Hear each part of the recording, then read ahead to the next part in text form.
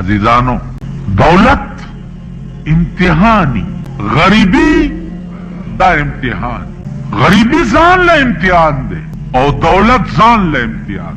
غریبی دا امتحان دی چې ګورم تا باندې مې شپه وږې راوسته، سره د بچو مې نهار کړې، ګورم چې ته ما ته رجوع کوې او که ته یو بنده ته رجوع کوې.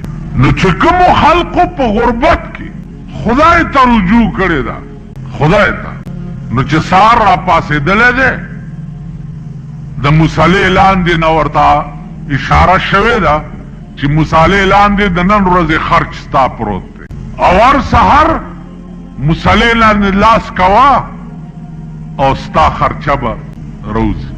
زمونږ یو استاز دی اوس هم ژوندی، هغه وایي په دیوبند کې د طالبانو به انډیوالۍ کولې، چې انډیوالۍ به یې کولې نو کله چای پخ کړې، کله حلوا پخ کړې، کله څه چې د طالبانو طبیعت.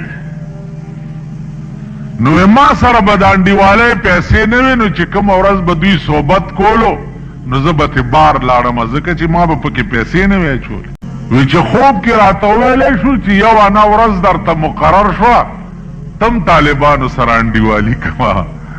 وی چې سهار به پاڅېدم مونځ به مې کړی نو چې مصلې لاندې به مې لاس کو یا جومات کې صف لاندې به مې لاس کو نو انا به پکې پرته وه، به مې وا چې تر څومره موده زه دیوبند کې وم نو یو انا ورځ به ما ته میلاوېده. اوس هم داسې وظیفې او اوراد شته چې سړی په هغې کې خدای ته رجوع شي نو د ورځې خرچه ورته میلاویږي.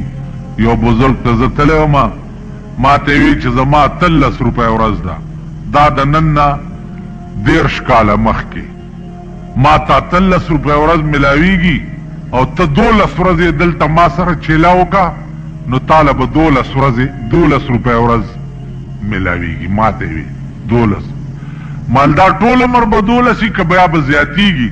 وی نه د وخت د موسم سره سره به زیاتیږي، بیا چې څومره د خرچ یا بدله راځي. تاسو خیال را نو ما چیله کړې نه داسې نه چې راپسې راشئ چې مونږ ته چیله وښایه. دا مې دې پورې درته وویلي چې خدای ته چې رجوع شي، خدای ته په خدای قسم چې پوه بم نه یو ښځه ده 3 ورځې لوڼو 4 لوڼه دي او نهره یې تېره کړه، چې نهره یې تېره کړه نو سهار راووته چې زم بچیه چې څه درته پیدا کړه. ګرځي ګرځي ګرځي هېڅ ړکې خیال وکړو چې که ماښام زه تشه لاړم کور ته نو د ما د بچو بړو پړک وچوي، نو د شګو یو پنډوکی پخوا د زړو ښځو به که خیالم کړی پنډوکي په سر ګرځو، اوس خو د ململ لوپټې ګرځئ که نه. پخوا به ښځه اسې چې روانه وم تشه ټوکری به یې په سر وه خو اسې به نتله ځان به ورته لغړ ښکارېدو. نو دې بوډو ښځو به چاکه راتلې راتلې یا جوار پنډوکی وړی یا غنم وړی یا وږي وړي یا څه دا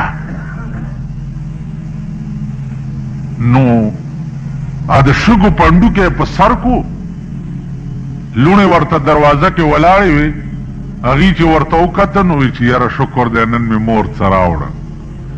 چا پنډوکی کور کې کېښود نو ډکې خیال وکړو چې اوس به مې لوڼه وګوري چې شګې دي نو به زړه به یې وچوي، چا شګې پرانیستې دي په هغې کې لال او جواهرات ټول. تاسو خیال راغی د وخت ولی تی تپوس کوي چې چاته دې ویل ولې نه ویل ضمیر اجازت نه راکولو چې د دومره لوی دولتمند بندګان یو مونږ نو مونږ به غریب دولتمند ته ولې وایو. تاسو خیال راغی نن چې دا مونږ د خدای په عظیم قهر اخته یو نو مونږ د خدای اسره پرېښې ده او د بنده اسره م نیولې ده.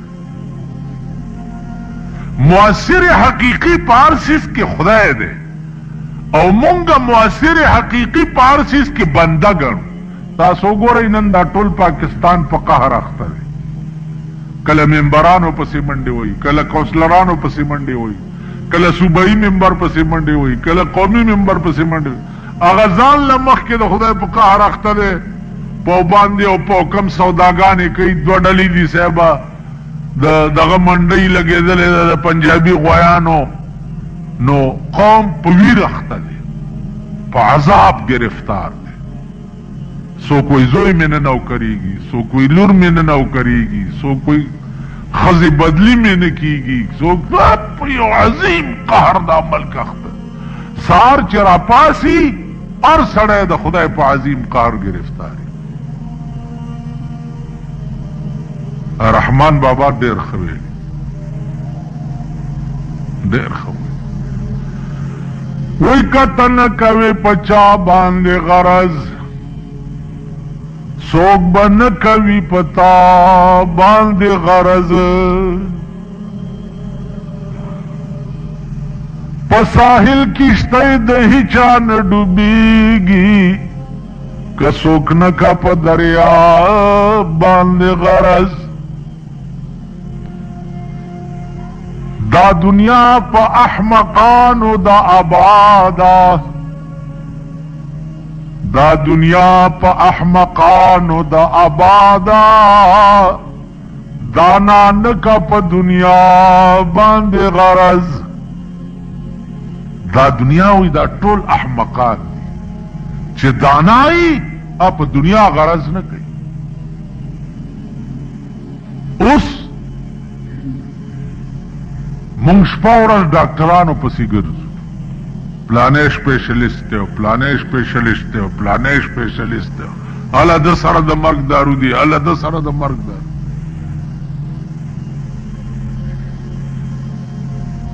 رحمان بابا وی زد رحمان پا درد یار کے دس خوخیم،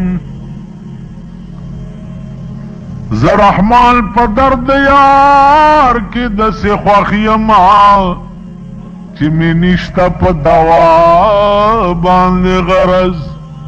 دا زما بدن کی بیماری چی دا یار دردو ندی. نو دا یار پا دردونو کے دمرا خوشحالیم چی دوئی سر میں سکار نشتا. او دې سټیج ته به مونږه څنګه رسو، دې حد ته به مونږه څنګه رسو.